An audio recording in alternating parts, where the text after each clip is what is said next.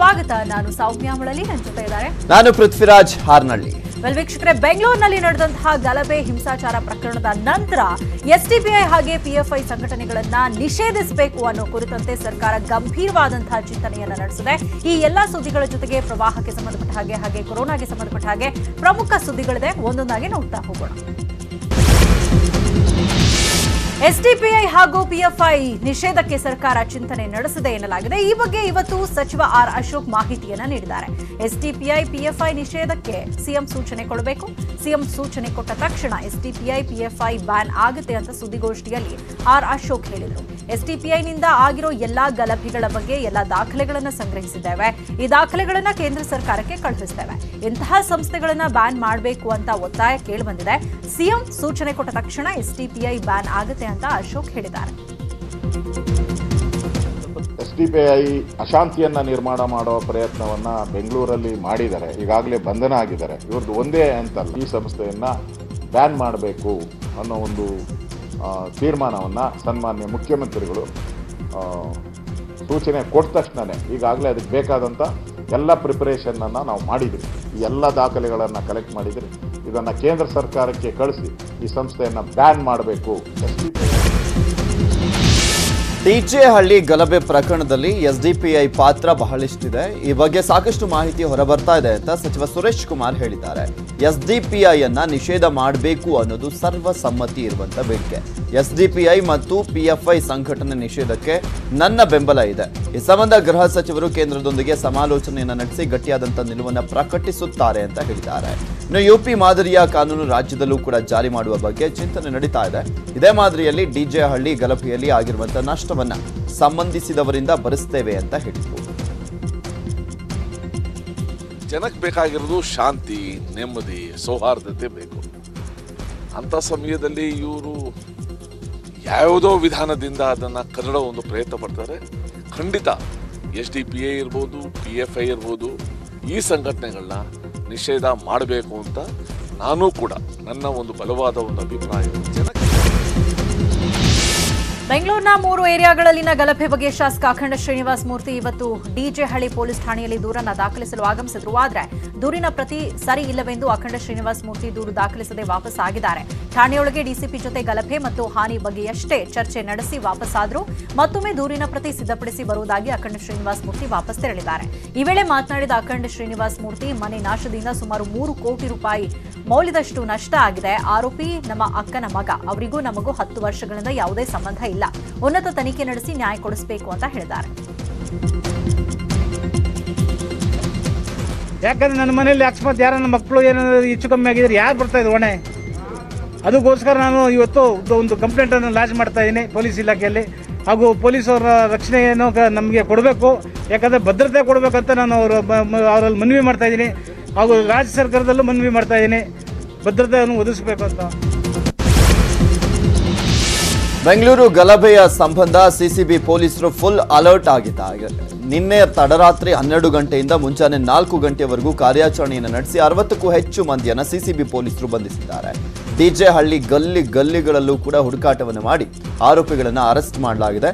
Mid night operation ಸಂದರ್ಭದಲ್ಲಿ CCB ಮುಖ್ಯಸ್ಥ ಸಂದೀಪ್ ಪಾಟೀಲ್ ಅವರ ನೇತೃತ್ವದಲ್ಲಿ ಪೊಲೀಸರ ತಂಡ ಡಿಜೆ ಹಳ್ಳಿ, ಕೆಜಿ ಹಳ್ಳಿಯಲ್ಲಿ ಮಿಡ್ ನೈಟ್ ಆಪರೇಷನ್ ಮಾಡಿದೆ. 100 ಅಧಿಕಾರಿಗಳ ತಂಡ ನಡೆಸಿದಂತಹ ಆಪರೇಷನ್ ನಲ್ಲಿ 60ಕ್ಕೂ ಹೆಚ್ಚು ಆರೋಪಿಗಳನ್ನು ಸಿಸಿಟಿವಿ ದೃಶ್ಯಗಳ ಆಧಾರಗಳ ಮೇಲೆ ಬಂಧಿಸಲಾಗಿದೆ. ಇದುವರೆಗೂ ಗಲಭೆಯ ಸಂಬಂಧ 206ಕ್ಕೂ ಅಧಿಕ ಆರೋಪಿಗಳನ್ನು ಬಂಧಿಸಲಾಗಿದೆ. ಡಿಜೆ ಹಳ್ಳಿ ಮತ್ತು ಕೆಜಿ ಹಳ್ಳಿ ಠಾಣೆಯಲ್ಲಿ ಗಲಭೆ ಸಂಬಂಧ ಇವರಿಗೆ ಒಟ್ಟು 22 ಎಫ್ಐಆರ್ಗಳು ದಾಖಲಾಗಿವೆ. 11 ಡಿಜೆ ಹಳ್ಳಿಯಲ್ಲಿ, ಇನ್ನು 11 ಕೆಜಿ ಹಳ್ಳಿ ಪೊಲೀಸ್ ಠಾಣೆಯಲ್ಲಿ. ಮಧ್ಯರಾತ್ರಿ ಪೊಲೀಸರು ಆರೋಪಿಗಳನ್ನ ಬೇಟೆಯಾಡ್ತಿದ್ದಂತೆ ಒಂದಷ್ಟು ಜನ ಎಸ್ಕೇಪ್ ಆಗೋದಕ್ಕೆ ವಾಟ್ಸ್ಆಪ್ ಗ್ರೂಪ್ನಲ್ಲಿ ಪ್ಲಾನ್ ಮಾಡಿದ್ರು. ಪೊಲೀಸರು ಅರೆಸ್ಟ್ ಮಾಡಲು ಮನೆಗೆ ಬರ್ತಿದ್ದಾರೆ. ಮನೆ ಬಾಗಿಲನ್ನ ಯಾರು ಓಪನ್ ಮಾಡಬೇಡಿ, ಒಂದ್ ವೇಳೆ ಓಪನ್ ಮಾಡಿದ್ರೆ ನಿಮ್ಮ ಬಂಧನ ಪಕ್ಕ. ಪೊಲೀಸರು ಒತ್ತಾಯಪೂರ್ವಕವಾಗಿ ಬಾಗಿಲು ತೆಗೆದು ಬಂದ್ರೆ ಹೆಂಡತಿ ಮಕ್ಕಳನ್ನ ಮುಂದೆ ಬಿಡಿ. ಮಹಿಳೆಯರೇ ಪೊಲೀಸರ ಜೊತೆ ಮಾತಾಡಲಿ, ಯಾವುದೇ ಕಾರಣಕ್ಕೂ ಸಿಗಬೇಡಿ.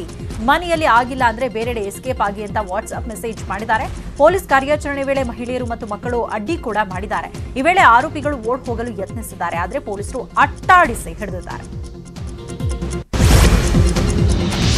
ಬೆಂಗಳೂರಿಗೆ ಕಿಡಿ ಹಚ್ಚಿದವರಿಗೆ ಕಾಕಿ ಶೋಧ ಮುಂದುವರೆದಿದೆ. ಗಲಭೆ ದಿನ ಚಿತ್ರೀಕರಿಸಿಕೊಂಡಂತ ವಿಡಿಯೋ, ಠಾಣೆ ಮುಂದಿನ ಗಲಾಟೆಯ ದೃಶ್ಯವನ್ನ ಹಿಡಿದು ಶೋಧ ನಡೆಸ್ತಾ ಇದ್ದಾರೆ. 600ಕ್ಕೂ ಹೆಚ್ಚು ಮೊಬೈಲ್ ವಿಡಿಯೋವನ್ನ ಕೂಡ ಪರಿಶೀಲನೆ ಮಾಡ್ತಾ ಇದ್ದಾರೆ. ಡಿಜೆ ಹಳ್ಳಿ, ಕೆಜಿ ಹಳ್ಳಿಯ ಸಿಸಿಟಿವಿಗಳ ಪರಿಶೀಲನೆಯನ್ನ ನಡೆಸಿ ಆಯುಧ, ಕಲ್ಲು, ಇಟ್ಟಿಗೆ ಹಿಡಿದಿದ್ದವರಿಗೆ ತಲಾಶ್ ಮಾಡ್ತಿದ್ದಾರೆ. ಕಿಡಿಗೇಡಿಗಳು ಕೆಲ ಸಿಸಿಟಿವಿ ಡೈವರ್ಟ್ ಮಾಡಿದ್ದಾರೆ. ಗಲಾಟೆಗೂ ಮುನ್ನ ಸಿಸಿಟಿವಿ ದಿಕ್ಕು ಬದಲಿಸಿ ರಸ್ತೆಯಲ್ಲಿ ಓಡಾಡುವಂತ ವಾಹನ ಸೆರೆಯಾಗದಂತೆ ಕೃತ್ಯವನ್ನ ಮಾಡಿದ್ದಾರೆ. ಕೆಲವೆಡೆ ಸಿಸಿ ಕ್ಯಾಮೆರಾವನ್ನ ಆಫ್ ಮಾಡಿದ್ದಾರೆ. ಪಕ್ಕಾ ಪ್ಲಾನ್ ಮಾಡಿಕೊಂಡೆ ದಾಳಿಯನ್ನ ಮಾಡಿದ್ರು ಅನ್ನೋದಕ್ಕೆ ಇವೆಲ್ಲವೂ ಕೂಡ ಸಾಕ್ಷಿಗಳೇ. ಇನ್ನು ಬಂಧಿತರು ನಾವು ಗಲಾಟೆಯಲ್ಲಿ ಭಾಗಿಯಾಗಿಲ್ಲ ಅಂತ ತನಿಖಾ ತಂಡಕ್ಕೆ ಚಳ್ಳೆ ಹಣ್ಣನ್ನ ತಿನ್ನಿಸ್ಲಿಕ್ಕೆ ಪ್ರಯತ್ನ ಮಾಡ್ತಿದ್ದಾರೆ. ಆದ್ರೆ ಅವರ ವಿಡಿಯೋವನ್ನ ತೋರಿಸಿ ತನಿಖಾ ತಂಡದವರು ಬಾಯಿ ಮುಚ್ಚಿಸ್ತಾ ಇದ್ದಾರೆ.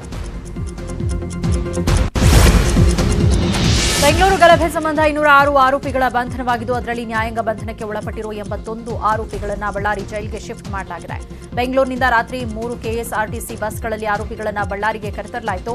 ಜೈಲಿನಲ್ಲಿ ಆರೋಪಿಗಳ ಕೈಕೋಳ ಬಿಚ್ಚಿ ಒಬ್ಬೊಬ್ಬರನ್ನಾಗಿ ಜೈಲಿನ ಒಳಗೆ ಕಳುಹಿಸಲಾಯಿತು.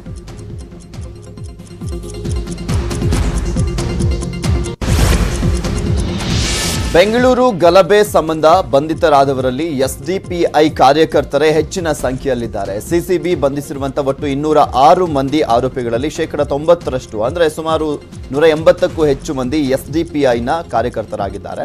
ಸಿಸಿಬಿ ತನಿಖೆ ವೇಳೆ ಗಲಭೆಯಲ್ಲಿ ಸ್ಥಳೀಯ ಎಸ್ಡಿಪಿಐ ಕಾರ್ಯಕರ್ತರ ಪಾತ್ರ ಕಂಡುಬಂದಿದೆ.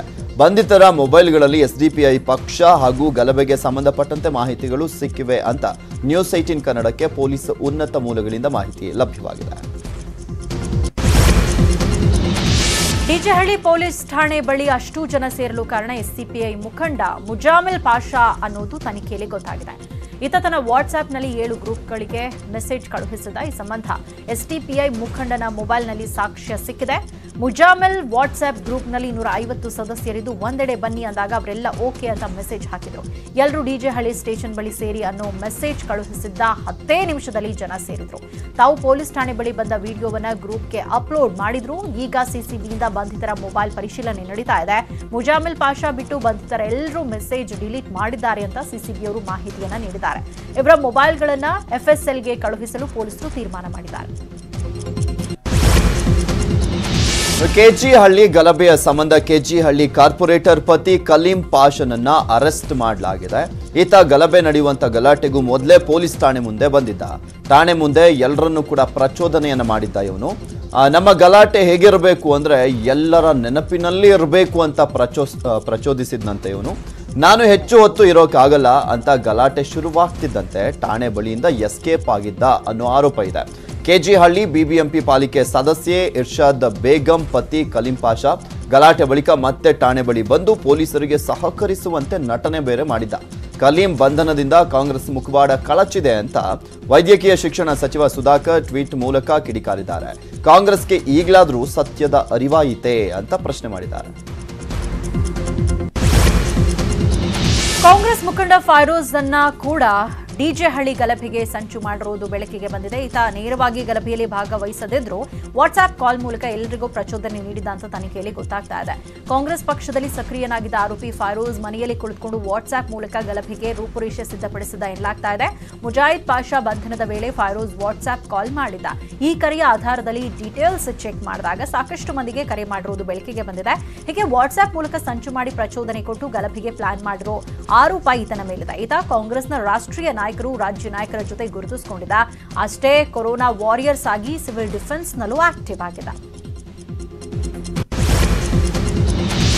ಗಲಭೆ ನಡೆದಂತ ಡಿಜೆ ಹಳ್ಳಿ ಹಾಗೂ ಕೆಜಿ ಹಳ್ಳಿಯಲ್ಲಿ ಈಗ ಪೊಲೀಸ್ ಮಹಜರು ಕಾರ್ಯ ನಡೀತಾ ಇರುವಂತದ್ದು. ಗಲಭೆ ವೇಳೆ ಧ್ವಂಸವಾದಂತ ವಾಹನಗಳ ಮಹಜರನ್ನ ಮಾಡಿದ್ದಾರೆ. ಈ ಎರಡೂ ಠಾಣಾ ವ್ಯಾಪ್ತಿಯಲ್ಲಿ ಧ್ವಂಸವಾದಂತಹ ಸರ್ಕಾರಿ ವಾಹನಗಳ ಮಹಜರು ಮಾಡಿದ್ದಾರೆ.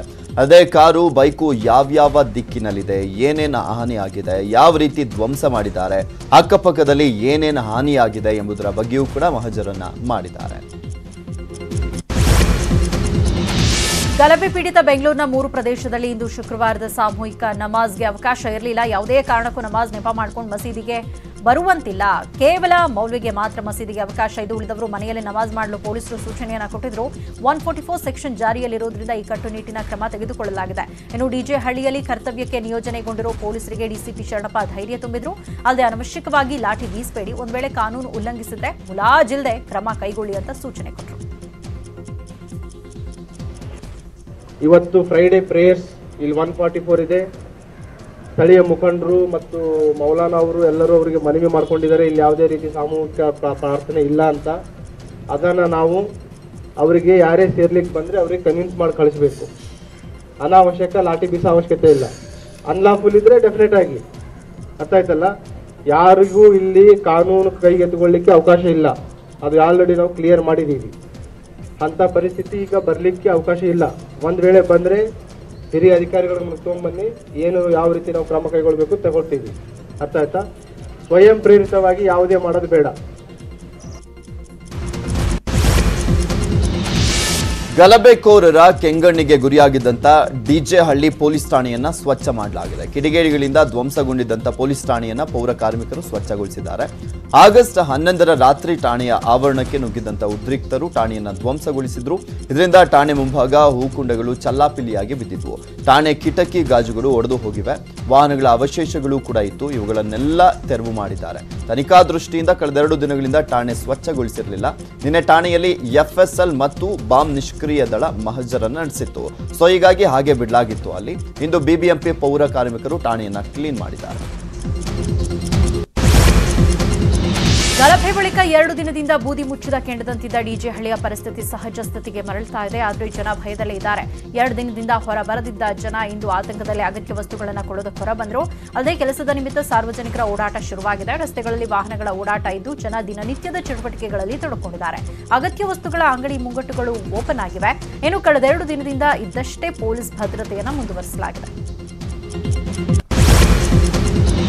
ಬೆಂಗಳೂರು ಗಲಭೆಗೆ ಕಾರಣವಾಗಿರುವಂತಹ ವಿವಾದಿತ ಫೇಸ್ಬುಕ್ ಪೋಸ್ಟ್ ಬಗ್ಗೆ ಆರೋಪಿ ನವೀನ್ ಪೊಲೀಸರ ಮುಂದೆ ತಪ್ಪೊಪ್ಪಿಕೊಂಡಿದ್ದಾನೆ. ಪೂರ್ವ ವಿಭಾಗದ ವಿಶೇಷ ತಂಡದ ವಿಚಾರಣೆ ವೇಳೆ ವಿವಾದಾತ್ಮಕ ಫೋಟೋವನ್ನ ತಾನೇ ಪೋಸ್ಟ್ ಮಾಡಿದ್ದು ಬಳಿಕ ಡಿಲೀಟ್ ಮಾಡಿದ್ದಾಗಿ ತಪ್ಪೊಪ್ಪಿಕೊಂಡಿದ್ದಾನೆ. ಹೀಗೆಲ್ಲ ಆಗುತ್ತೆ ಅನ್ನೋದು ಗೊತ್ತಿರಲಿಲ್ಲ ನನಗೆ, ಹೀಗಾಗಿ ಪೋಸ್ಟ್ ಮಾಡಿದ್ದೆ ಅಂತ ಹೇಳಿದಾನಂತೆ. ಆದರೆ ನವೀನ್ ಮೊಬೈಲ್ ಮಾತ್ರ ಇದುವರೆಗೂ ಪತ್ತೆ ಆಗಿಲ್ಲ. ನವೀನ್ ಫೇಸ್ಬುಕ್ ID ಮತ್ತು ಪಾಸ್ವರ್ಡ್ ಮೂಲಕ ಅಕೌಂಟ್ ಓಪನ್ ಮಾಡಿ ಪೊಲೀಸರು ತನಿಖೆಯನ್ನು ಮಾಡ್ತಿದ್ದಾರೆ. ಆರೋಪಿ ನವೀನ್ ತಂದೆ ಇಂದು ಡಿಜೆ ಹಳ್ಳಿ ಪೊಲೀಸ್ ಠಾಣೆಯ ಬಳಿ ಬಂದಿದ್ರು. ಬಂದವರೇ ಫೋನ್ನಲ್ಲಿ ಮಾತಾಡ್ತಾ ಗೇಟ್ ಬಳಿಯಿಂದಲೇ ವಾಪಸ್ ಹೋದ್ರು. ಬೆಂಗಳೂರು ಗಲಭೆ ಸಂಬಂಧ ಮಾಜಿ ಸಚಿವ ಜಮೀರ್ ಅಹಮದ್ ಖಾನ್ ಈಗ ಬಿಜೆಪಿ ನಾಯಕರ ಟಾರ್ಗೆಟ್ ಆಗಿದ್ದಾರೆ.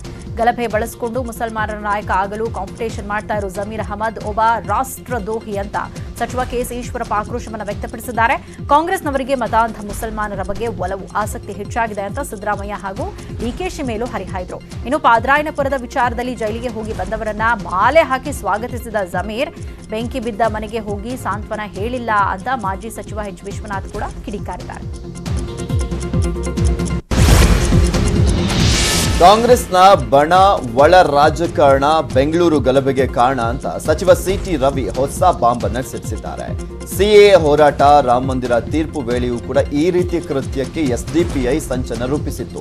ಸಂಚು ರೂಪಿಸಿ ನೆಪಕ್ಕಾಗಿ ಕಾದು ಗಲಭೆಯನ್ನ ಸೃಷ್ಟಿಸಲಾಗಿದೆ ಅಂತ CT ರವಿ ಆರೋಪವನ್ನು ಮಾಡಿದ್ದಾರೆ. ಇನ್ನು ಬೆಂಗಳೂರು ಗಲಭೆ ಪೂರ್ವ ನಿಯೋಜಿತ ಅಂತ DCM ಲಕ್ಷ್ಮಣ ಸವದಿ ಆರೋಪವನ್ನು ಮಾಡಿದ್ದಾರೆ.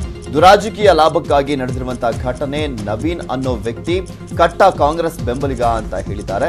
ಗಲಭೆ ಸಂಬಂಧ ಸಿದ್ದರಾಮಯ್ಯ ಸೇರಿದಂತೆ ಕಾಂಗ್ರೆಸ್ ನಾಯಕರ ಹೇಳಿಕೆಗಳನ್ನ ನೋಡಿದ್ರೆ ಆಶ್ಚರ್ಯ ಆಗುತ್ತದೆ ಅಂತ ಸಿಎಂ ಪುತ್ರ ರಾಜ್ಯ ಬಿಜೆಪಿಯ ಉಪಾಧ್ಯಕ್ಷ BY ವಿಜಯೇಂದ್ರ ಹೇಳಿದ್ದಾರೆ. ಅಶಾಂತಿ ಸೃಷ್ಟಿಸಿ ಸರ್ಕಾರಕ್ಕೆ ಕಪ್ಪು ಮಸಿಯನ್ನ ಬಳಿಲಿಕ್ಕೆ ದುಷ್ಕೃತ್ಯಕ್ಕೆ ಕೈ ಹಾಕಿದ್ದಾರೆ ಅಂತ ಆರೋಪಿಸಿದರು. ಬೆಂಗಳೂರು ಗಲಭೆ ಸಂಬಂಧ ದೂರದ ಉತ್ತರ ಪ್ರದೇಶದ ಮೀರತ್ನಲ್ಲಿ ಮುಸ್ಲಿಂ ವ್ಯಕ್ತಿಯೊಬ್ಬನ ಬಂಧನ ಆಗಿದೆ. ಈತ ಬೆಂಗಳೂರು ಗಲಭೆ ಸಂಬಂಧ ಪ್ರಚೋದನಕಾರಿ ಘೋಷಣೆ ಮಾಡಿದ, ಪ್ರವಾದಿ ಅವಹೇಳನ ಮಾಡಿರುವ ವ್ಯಕ್ತಿಯ ತಲೆಗೆ 51 ಲಕ್ಷ ರೂಪಾಯಿ ಘೋಷಿಸಿದ. ಈ ಹಿನ್ನೆಲೆಯಲ್ಲಿ ಅರೆಸ್ಟ್ ಮಾಡಲಾಗಿದೆ. ಈತ ಉತ್ತರ ಕನ್ನಡ ಜಿಲ್ಲೆಯ ಶಿರಸಿಯಲ್ಲೂ ಕೂಡ ಬೆಂಗಳೂರು ಗಲಭೆ ಸಂಬಂಧ 20 ಜನರನ್ನ ಪೊಲೀಸರು ವಶಕ್ಕೆ ಪಡೆದಿದ್ದಾರೆ. ಇವರೆಲ್ಲ ವಾಟ್ಸ್ಆಪ್, ಫೇಸ್ಬುಕ್ ಗ್ರೂಪ್ಗಳಲ್ಲಿ ಮೆಸೇಜ್ ರವಾನೆ ಮಾಡಿ ಧಾರ್ಮಿಕ ಕೋಮು ಭಾವನೆಗೆ ಧಕ್ಕೆ ತಂದಿದ್ದಾರೆ. ಬೆಂಗಳೂರಲ್ಲಿ ಕಾಂಗ್ರೆಸ್ MLA ಮನೆ ಮೇಲೆ ದಾಳಿ ಆಯಿತು. ಇದೀಗ ಮೈಸೂರು ಜಿಲ್ಲೆಯ ಹುಣಸೂರು ಕ್ಷೇತ್ರದ ಕಾಂಗ್ರೆಸ್ನ ಶಾಸಕ ಮಂಜುನಾಥ್ ಅವರಿಗೆ ಹೊಡೀರಿ ಬಡೀರಿ ಅಂತ ಮೆಸೇಜ್ ಬರ್ತಿದೆಯಂತೆ. ಜಿಲ್ಲಾ ಉಸ್ತುವಾರಿ ಸಚಿವ ST ಸೋಮಶೇಖರ್ ಮುಂದೆ ಸ್ವತಃ ಶಾಸಕ ಮಂಜುನಾಥ್ ಅವರು ಈ ಸಮಸ್ಯೆಯನ್ನು ಹೇಳ್ಕೊಂಡಿದ್ದಾರೆ. ಜಿಲ್ಲಾ ಪಂಚಾಯತ್ ಸಭೆ ವೇಳೆ ಶಾಸಕ ಮಂಜುನಾಥ್ ಈ ದೂರನ್ನ ಕೊಟ್ಟರು. ಈ ವೇಳೆ 17 ನಿಮಿಷದ ಆಡಿಯೋ ಇದೆ, ಸಭೆಗೆ ಕೇಳಿಸಿದ್ರು ಅವರು. ಈ ಆಡಿಯೋವನ್ನ SP ಗೆ ಕಳಿಸುವಂತೆ ಸಚಿವರು ಸೂಚನೆಯನ್ನ ಕೊಟ್ಟರು.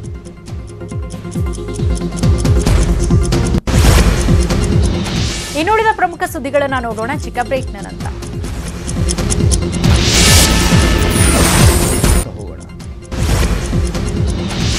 ಶೃಂಗೇರಿಯಲ್ಲಿ ಶಂಕರಾಚಾರ್ಯರ ಪುತ್ಥಳಿಗೆ ಮುಸ್ಲಿಂ ಬಾವುಟ ಕಟ್ಟಿ ಕೋಮು ಸಂಘರ್ಷಕ್ಕೆ ಸ್ಕೆಚ್ ಹಾಕಿದ್ದಂತ ಆರೋಪಿ ಅರೆಸ್ಟ್ ಆಗಿದ್ದಾನೆ. ಮಿಲಿಂದ ಅಲಿಯಾಸ್ ಮನೋಹರ ಎಂಬಾತನನ್ನ ಪೊಲೀಸರು ಬಂಧಿಸಿದ್ದಾರೆ. ಈತ ಶೃಂಗೇರಿಯ ಚಿನ್ನದ ಅಂಗಡಿ ಕಳ್ಳತನ ಕೇಸಲ್ಲಿ ವಿಚಾರಣೆಯನ್ನು ಎದುರಿಸಿದ್ದ. ಪೊಲೀಸರ ಮೇಲಿನ ಸೇಡಿಗೆ ಕೋಮು ಗಲಭೆಯ ಸ್ಕೆಚ್ ಅನ್ನು ಹಾಕಿ ಶಂಕರಾಚಾರ್ಯರ ಪುತ್ಥಳಿಗೆ ಮುಸ್ಲಿಂ ಬಾವುಟವನ್ನ ಕಟ್ಟಿರುವಂತದ್ದು ಬಯಲಾಗಿದೆ. ಸಿಸಿಟಿವಿ ದೃಶ್ಯದ ಮೂಲಕ ಪೊಲೀಸರು ಈ ಪ್ರಕರಣವನ್ನ ಭೇದಿಸಿದ್ದಾರೆ. ಸಿಸಿಟಿವಿಯಲ್ಲಿ ಬಾವುಟವನ್ನ ಹಾಕುವಂತ ದೃಶ್ಯ ಸೆರೆಯಾಗಿತ್ತು. ಆರೋಗ್ಯ ಸಚಿವರ ತವರು ಕ್ಷೇತ್ರದಲ್ಲೇ ಆರೋಗ್ಯ ಇಲಾಖೆ ಎಡವಟ್ಟು ಮಾಡಿದೆ. ಸಕಾಲಕ್ಕೆ ಆಂಬ್ಯುಲೆನ್ಸ್ ಸಿಗದೆ ಕೊರೋನಾ ಸೋಂಕಿತ ನಿವೃತ್ತ ಶಿಕ್ಷಕ ಆಸ್ಪತ್ರೆ ಬಳಿಯಲ್ಲೇ ಸಾವನ್ನಪ್ಪಿದ್ದಾರೆ. ಮೊಳಕಾಲ್ಮೂರು ಪಟ್ಟಣದ ಸರ್ಕಾರಿ ಆಸ್ಪತ್ರೆ ಆವರಣದಲ್ಲಿ ಈ ಘಟನೆ ನಡೆದಿದೆ. ಉಸಿರಾಟದ ತೊಂದರೆ ಅನುಭವಿಸ್ತಾ ಇದ್ದ ನಿವೃತ್ತ ಶಿಕ್ಷಕರಿಗೆ ನಿನ್ನೆ ಬೆಳಗ್ಗೆ 10 ಗಂಟೆಗೆ ಸೋಂಕು ದೃಢಪಟ್ಟಿತ್ತು. ಆದರೆ ಚಿತ್ರದುರ್ಗದ ಕೋವಿಡ್ ಆಸ್ಪತ್ರೆಗೆ ಸಾಗಿಸಲು ಮಧ್ಯಾಹ್ನ 2 ಗಂಟೆ ತನಕ ಆಂಬ್ಯುಲೆನ್ಸ್ ಬಂದಿರಲಿಲ್ಲ. ಆಂಬ್ಯುಲೆನ್ಸ್ ಬಂದ ಬಳಿಕವೂ ಆಸ್ಪತ್ರೆ ಸಿಬ್ಬಂದಿ ವಿಳಂಬ ಮಾಡಿದ್ದಾರೆ. ಮೈಸೂರಿನ ಮೂಲಕ ಕೋವಿಡ್-19 ಆಸ್ಪತ್ರೆ ಕರಾಳ ಮುಖವನ್ನ ಸೋಂಕಿತರ ಬಿಚ್ಚಿಟ್ಟಿದ್ದಾರೆ. ಮೈಸೂರಿನಲ್ಲಿ ಕೋವಿಡ್-19 ಆಸ್ಪತ್ರೆಯಲ್ಲಿ ಸಿಬ್ಬಂದಿ ನಿರ್ಲಕ್ಷ್ಯ ಕೇಳಿ ಬಂದಿದೆ. ಮೆಟ್ಟಗಳ್ಳಿಯಲ್ಲಿರುವಂತಹ ಕೋವಿಡ್-19 ಆಸ್ಪತ್ರೆಯಲ್ಲಿರುವಂತಹ ಸೋಂಕಿತರು ಗುಲಾಮರಂತೆ ನೋಡಿಕೊಳ್ಳುತ್ತಿರುವಂತಹ ವಿಡಿಯೋ ಮಾಡಿದ್ದಾರೆ. ಸೋಂಕಿತರೊಬ್ಬರ 2 ಕೈಕಾಲು ಬೆಡ್ಗೆ ಕಟ್ಟಿ ಹಾಕಿ ಅಮಾನವೀಯತೆ ಮೆರೆದಿದ್ದಾರೆ. ಸೋಂಕಿತ ನೋವಿನಿಂದ ಬಳಲ್ತಾ ಇದ್ರೂ ಕೂಡ ಸಿಬ್ಬಂದಿ ಕ್ಯಾರೆ ಎನ್ನದೆ ಅಸಡ್ಡೆ ತೋರಿದ್ದಾರೆ. ಆಗಸ್ಟ್ 31ರವರೆಗೆ ಶಾಲಾ ಕಾಲೇಜು ತೆರೆಯಲು ಅವಕಾಶ ಇಲ್ಲ ಅಂತ ಶಿಕ್ಷಣ ಸಚಿವ ಸುರೇಶ್ ಕುಮಾರ್ ತಿಳಿಸಿದ್ದಾರೆ. ಕೇಂದ್ರ ಸರ್ಕಾರದ ಆದೇಶಕ್ಕೆ ರಾಜ್ಯ ಸರ್ಕಾರ ಕಾಯ್ತಾ ಇದೆ. ನಂತರ ಮುಂದಿನ ನಿರ್ಧಾರವನ್ನು ಪ್ರಕಟಿಸುತ್ತೇವೆ. ಆಗಸ್ಟ್ ಅಂತ್ಯದಲ್ಲಿ ಕೇಂದ್ರ ಸರ್ಕಾರ ತೀರ್ಮಾನದ ನಂತರ ರಾಜ್ಯ ಸರ್ಕಾರ ಒಂದು ತೀರ್ಮಾನ ತೆಗೆದುಕೊಳ್ಳುತ್ತೆ ಅಂತ ಶಿಕ್ಷಣ ಸಚಿವರು ಹೇಳಿದ್ದಾರೆ. ಈಗ ಆಗಸ್ಟ್ 31ನೇ ತಾರೀಕುವರೆಗೂ ಶಾಲಾ ಕಾಲೇಜುಗಳನ್ನೇನು ಕೂಡ ತೆಗೆಯಕ್ಕೆ ಅವಕಾಶ ಇಲ್ಲ. ಕೇಂದ್ರ ಸರ್ಕಾರ ಹೇಳಿದೆ. ನಾವು ಕೂಡ ಕೇಂದ್ರ ಸರ್ಕಾರ ಈ ತಿಂಗಳ ಕೊನೆಗೆ ಏನು ನಿರ್ಧಾರ ಪ್ರಕಟಿಸುತ್ತೆ, ಏನು ಆದೇಶ ಕೊಡುತ್ತೆ ಅಂತ ಕಾಯ್ತಾ ಇದ್ದೀವಿ. ಅದು ಕೊಟ್ಟ ಮೇಲೆ ಕೆಆರ್ಎಸ್ ಡ್ಯಾಂನ ನಿಷೇಧಿತ ವಲಯದಲ್ಲಿ ಡ್ರೋನ್ ಬಳಸಿದವರ ವಿರುದ್ಧ ದೂರು ದಾಖಲಾಗಿದೆ. ಡ್ರೋನ್ ಮೂಲಕ ಕೆಆರ್ಎಸ್ ಡ್ಯಾಂ ಚಿತ್ರೀಕರಣ ಮಾಡಲಾಗಿದ್ದು, ಈ ದೃಶ್ಯಗಳು ಸಾಮಾಜಿಕ ಜಾಲತಾಣಗಳಲ್ಲಿ ಹರಿದಾಡ್ತಾ ಇದ್ದಾವೆ. ನಿಷೇಧಿತ ವಲಯದಲ್ಲಿ ಡ್ರೋನ್ ಕ್ಯಾಮೆರಾ ಬಳಸಿರೋರ ವಿರುದ್ಧ ಕೆಆರ್ಎಸ್ ಎಡಬ್ಲ್ಯೂ ವಾಸುದೇವ್ ಕೈಗಾರಿಕಾ ಭದ್ರತಾ ಪಡೆ ಪೊಲೀಸರಿಗೆ ದೂರನ್ನು ನೀಡಿದ್ದಾರೆ. ಎಡಬ್ಲ್ಯೂ ದೂರಿನ ಮೇರೆಗೆ ಪ್ರಕರಣ ದಾಖಲಿಸಿಕೊಂಡಿರುವಂತಹ ಕೈಗಾರಿಕಾ ಭದ್ರತಾ ಪಡೆ ಪೊಲೀಸರು ತನಿಖೆಯನ್ನು ನಡೆಸ್ತಾ ಇದ್ದಾರೆ.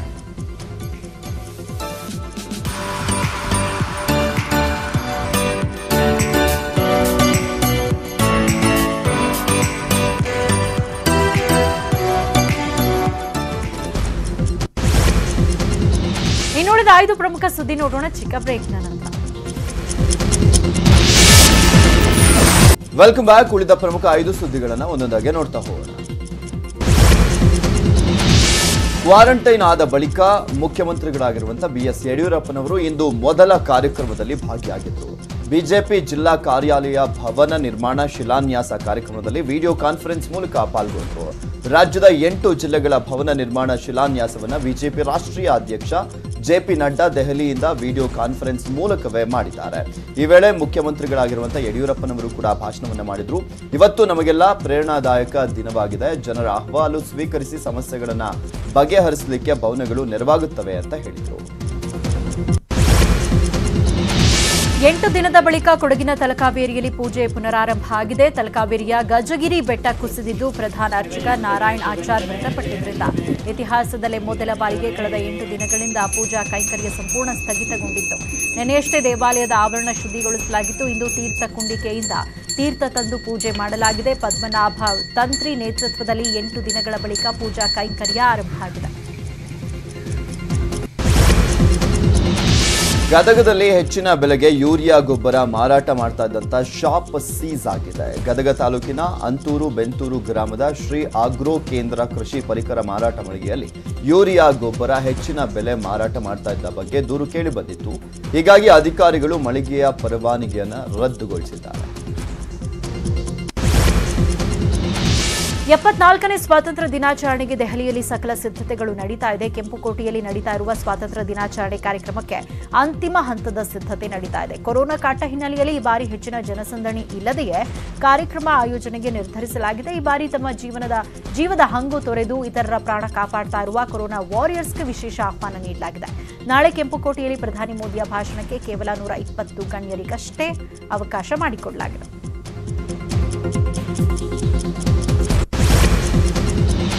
ಕಾಡಾನೆಯೊಂದು ಅರಣ್ಯ ಇಲಾಖೆ ಸಿಬ್ಬಂದಿ ಜೀಪ್ ಅನ್ನ ಚೇಸ್ ಮಾಡಿದಂತ ಘಟನೆ ನಾಗರಹೊಳೆ ಅರಣ್ಯ ಪ್ರದೇಶದಲ್ಲಿ ನಡೆದಿದೆ. ಅಂತರ ಸಂತೆ ಅರಣ್ಯ ಪ್ರದೇಶದಲ್ಲಿ ಗಸ್ತಿನಲ್ಲಿದ್ದಂಥ ಸಿಬ್ಬಂದಿ ಮೇಲೆ ಕಾಡಾನೆ ಅಟ್ಯಾಕ್ ಮಾಡಲಿಕ್ಕೆ ಮುಂದಾಗಿದೆ. ವಾಹನವನ್ನ ಅಟ್ಟಾಡಿಸಿಕೊಂಡು ಬಂದಂತ ಆನೆಯನ್ನ ನೋಡಿದಂತ ಸಿಬ್ಬಂದಿ ಜೀಪ್ನಲ್ಲಿ ಎಸ್ಕೇಪ್ ಆಗಿದೆ.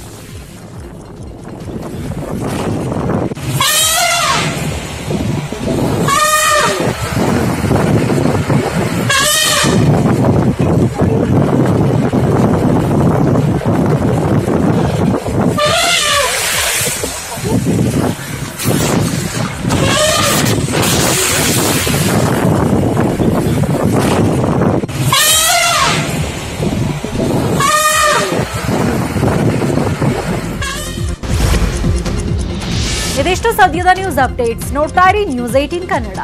ಜಾಲ ನಮ್ಮದು, ಬಲ ನಿಮ್ಮದು.